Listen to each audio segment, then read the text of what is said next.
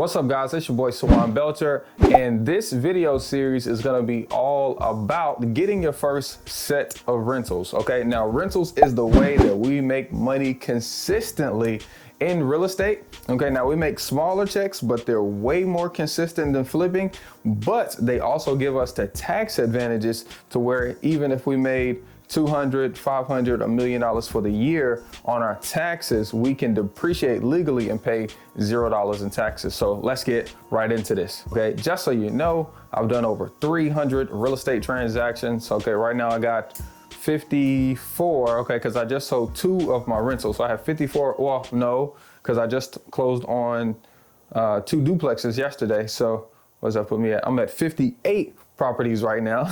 I always like to count.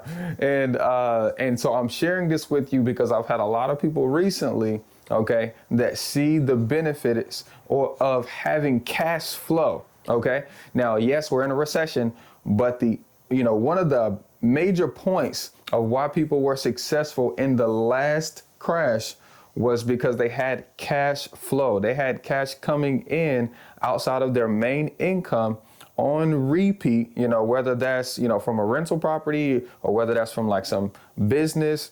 So people see the benefit of having monthly cash flow come into their account without them having to do much work or to be involved with it. Okay. And that is the thing that's going to help you propel yourself into your best self. Okay. Now imagine you want to go on a trip, or you want to buy a house, or you want to buy a new car, right? And you didn't have to think about where the monthly payment for your new, Tesla Model X was going to come from. That you knew exactly that this address, and this address, all of these rents could pay for my new Model X. Okay. That's what I'm talking about. Okay. Now, real estate is tangible. Okay. It's like a real asset. It's not like stocks where it's just somewhere out there in the cloud.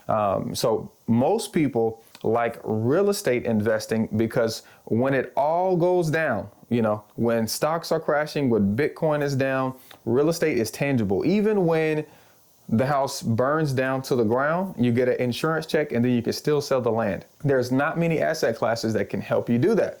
Okay. What do we need to buy our first rental property? Okay. I want you to, that was the question that was posed. I want you to think about it just a little bit differently. Okay. Why are rental properties important? That's this first video here. Why are rental properties important? Okay.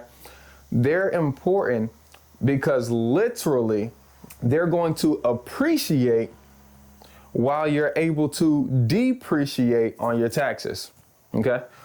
So appreciation, just so you know, means that consistently year over year, that the value of this one thing will steadily increase without you having to do anything.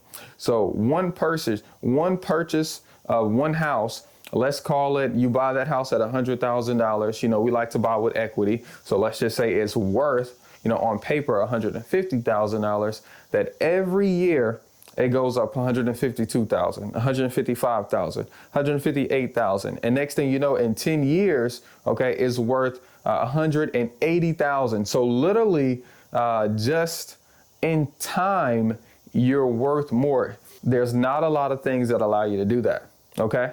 Now that's appreciation. If you have a rental property, okay, you don't just have an asset. It pays you to own it. Okay. A lot of the times on this channel, I'm teaching you how to get paid to buy it. But when you own it, okay, you have the opportunity to get paid. You can collect rents, and not even just one kind of rent. You can collect long-term, leases. You can set up a group home. You can do short-term rentals where you're listing on Airbnb, Furnish Finder, and VRBO, and find, vacation travelers, traveling nurses that, want to pay even more to stay in your house monthly. Even better, you can leverage ownership, with debt and be able to cash out refi as you own. So you can get paid multiple times as your property appreciates while you depreciate from your taxes. What's depreciation?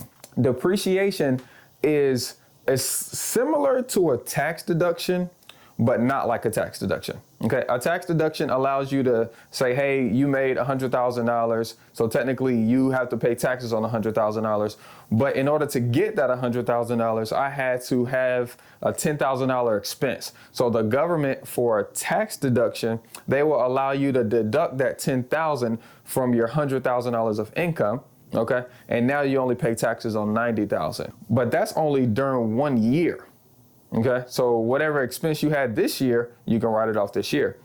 Depreciation, whenever you buy that house one time, you can write that house off for 27 times, 27 years, one purchase. Appreciate in value. Okay, so that means you're gonna bring in more income. Okay, it's gonna bring up your value and give you more income, but then also allow you to pay less in taxes. What do we need? Okay, what do we need to know in order to know if this is a good property for us to buy as a rental property? First things first is we need equity and we need cash flow. First things first, as you're gonna analyze hundreds of deals, okay? Some people typically make, 30 to 50 deals and maybe end up with a deal. Some people have to make 100 and they finally get their one. That's gonna be all up to you and your skill level, okay? Now, don't be afraid of that, because the more offers you make, the more you'll understand the market and where you need to be. First things first, when you're analyzing a deal, you need equity. Equity is the difference between what someone is willing to buy it for today as is, okay, versus what you purchased it for. Example, I just closed on a subject to deal where I purchased it all in all, okay, including what I paid for her and the loan that I took over. I paid $99,000 for a house, literally in the same subdivision, okay, same 2-story, very similar shape, very similar size, 2 baths, just like my house, sold for $169,000. So because I purchased my house at $99,000 and one of the neighbors sold at $169,000, that tells me that I have, do the math, $70,000 of equity. Cash flow means that whatever the property can bring in minus your expenses, okay, minus your expenses equals your cash flow.